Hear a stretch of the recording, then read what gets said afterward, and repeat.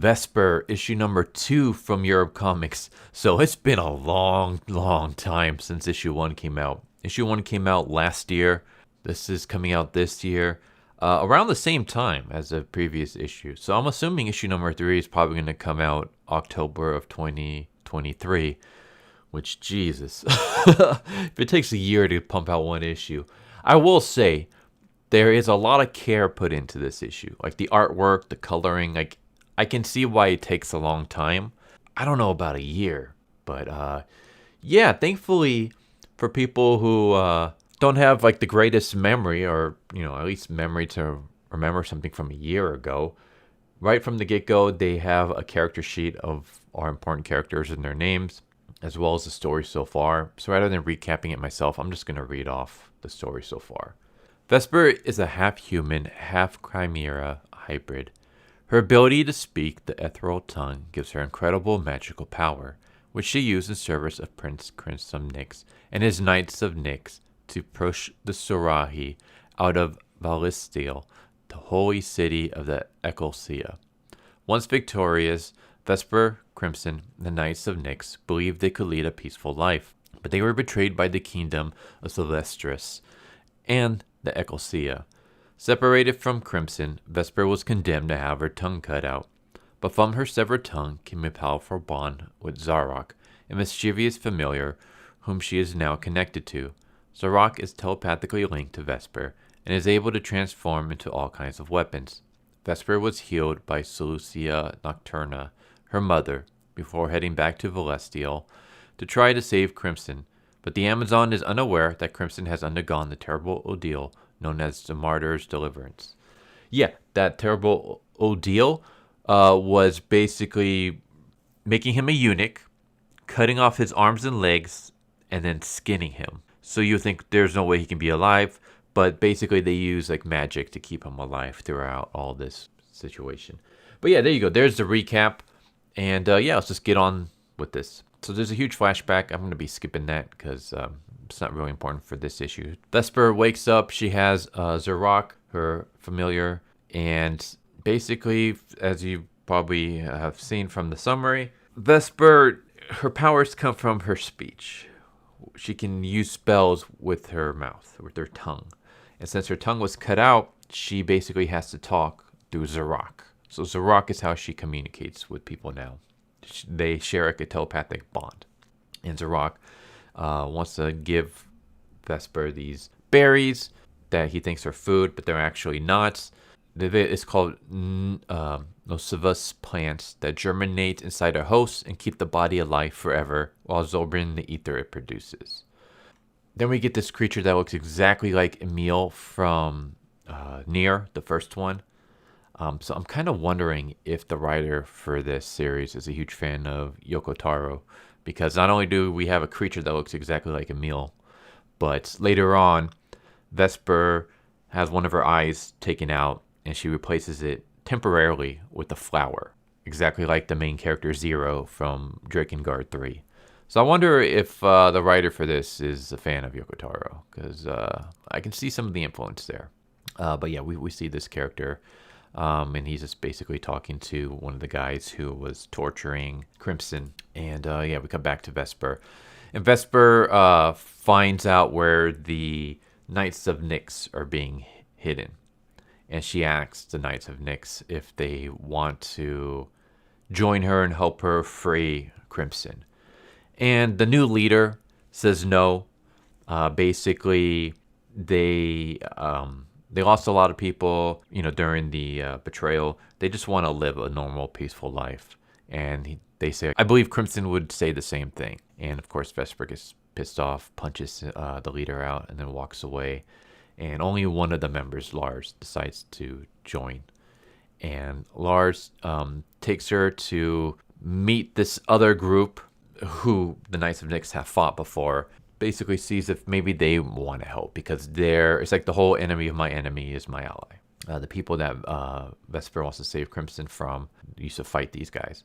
So there's like an uneasy alliance, but they agree, and they take her through this like aqueducts area to sneak into where Crimson is being hidden. And along the way, they get attacked by these characters that look like the deep ones from Cthulhu mythos.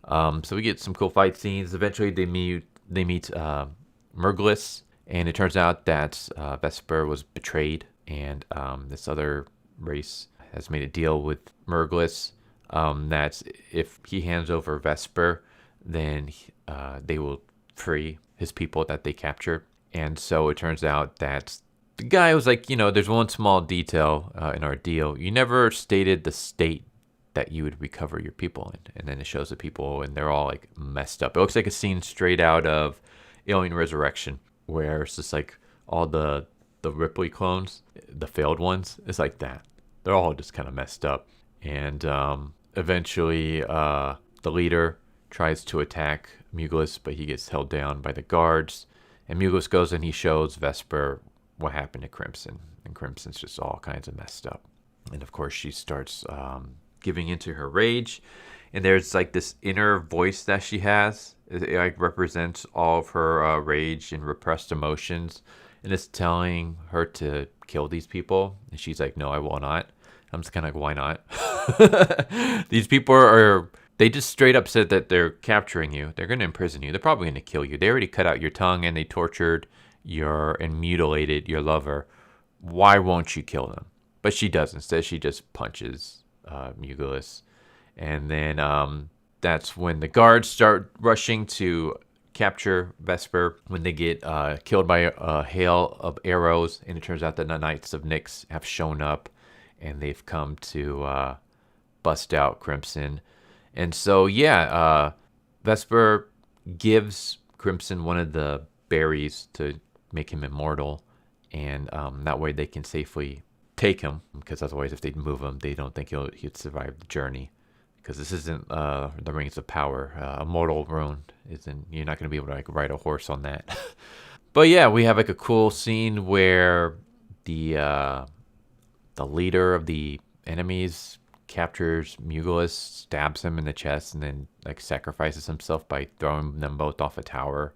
Eventually, Vesper tries to make like this deal with this other dimensional being that you take parts of you take body parts from me and use to heal my lover.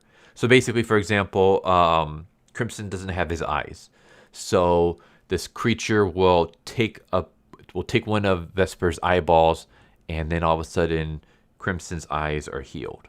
It'll be like that. I'll take your arm, and then his arm will be healed. So basically, bit by bit, he's going to take pieces from her to heal Crimson. Then this huge showdown happens, and there's more, and I don't want to spoil it. And I know I'm kind of just rushing through things a bit, but part of that is just because here's my one problem with this series. Other than coming out one issue a year, is the fact that there's so much word salad. I don't know how else to explain it. This is a fantasy. I will admit that I don't read a lot of fantasy stories. I do have a lot of fantasy stories. I just haven't gone to reading all of them. I mostly like to read other genres. But this is one of those series where they throw out a lot of words that are made up, that are like, in-universe words. So, for example, in one panel of dialogue, we might have the name of 2 races that are in here, the names of 3 villages, a city, a plant, an animal, and a magic spell or 2. And these are all words that I've never heard of before. These are just like words that are made up. So Vesperus, Ekklesia, they're just the Sarahi. They're just words made up for this universe. And it's like, I can't remember every single thing you're trying to tell me here. I need like a glossary with all these words and what they are. And I'm not going to be doing that. So that's why like when I'm just kind of giving like vague summary of this issue, it's because it's way too much to try to remember. They're like, there's one like they're hunting a Barbarishi, and then you have to open your mind a little.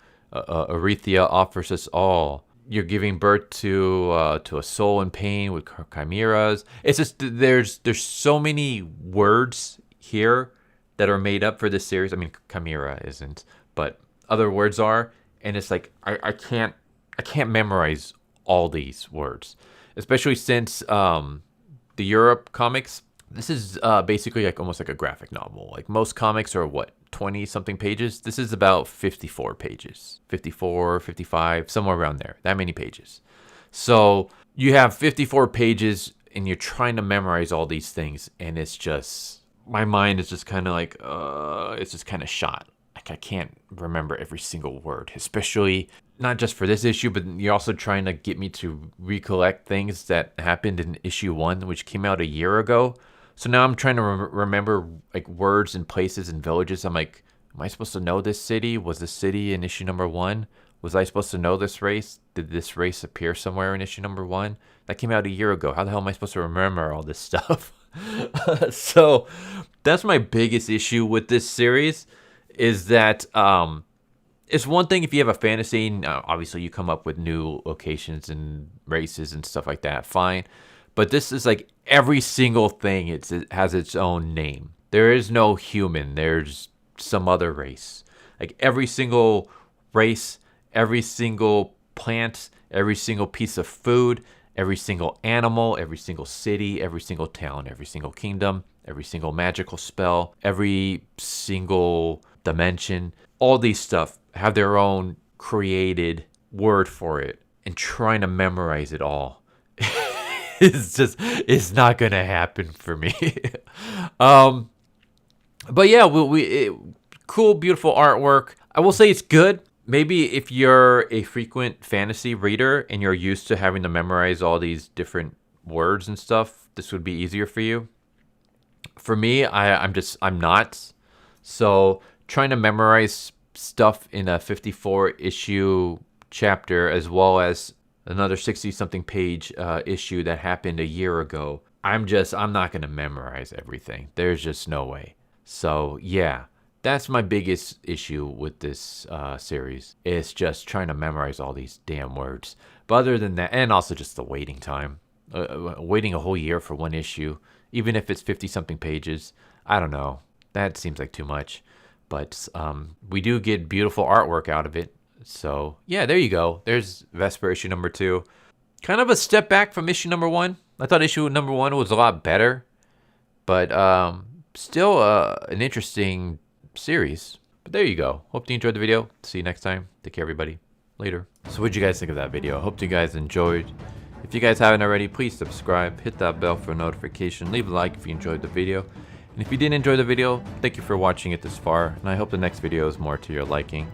Feel free to check out the playlists that you guys see, and I hope to see you guys next time. Later.